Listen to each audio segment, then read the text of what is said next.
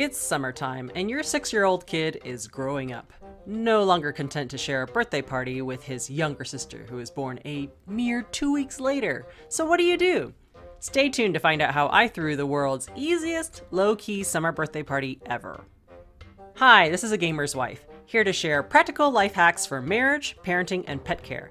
So if you're looking for ways to make family life simpler and more intentional, subscribe to the channel and click that notification bell. So the thought of planning a full-blown, Pinterest-perfect birthday party with themed Transformer or Lego decorations, games, and foods was just exhausting. I work part-time, my parents are in town, and my kids are out of school. Ain't nobody got time for that. So here are the steps I took to plan a low-key celebration that my son claimed was the best birthday party ever. Step 1. I had my son fill out a request sheet. Kinda like when you plan a baby shower, you ask the mommy-to-be what their favorite color is, who they want to invite, their favorite foods, and so on. That way, my son gave me a bunch of ideas as a starting point, and he got to practice his writing skills over the summer. Bonus points! Extra hint, ask your child to limit the number of guests, cause fewer kids means less mess and less stress. Step 2, time and location. I definitely didn't want to host the party at our house and have to clean it from top to bottom, plan out games and entertainment, and scrub red Kool-Aid off our carpet. But I didn't have the money to bring everyone to the pool or some theme park. So I asked around some of my mom friends for brand new community parks that they knew of that were free and not super crowded. Found this awesome splash pad and playground area with picnic tables and large umbrellas. Score! Plus, since it's outdoors, I don't really have to decorate. As for time, I chose a Wednesday morning from 9 to 11 a.m.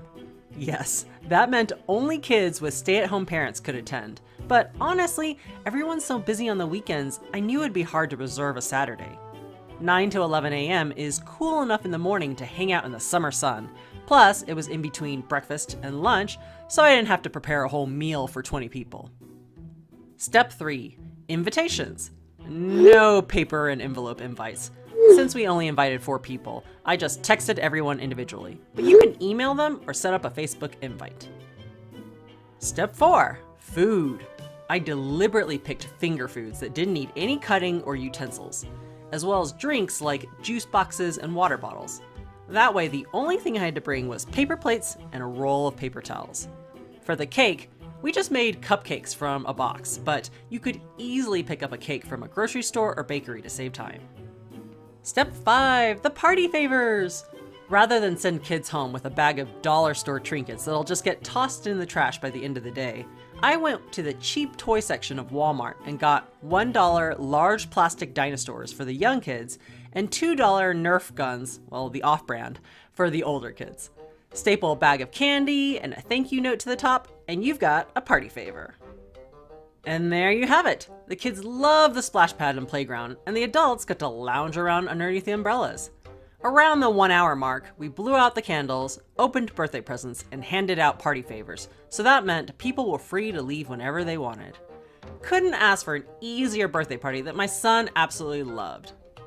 Question of the day. Any tips for planning an easy summer birthday party on a budget?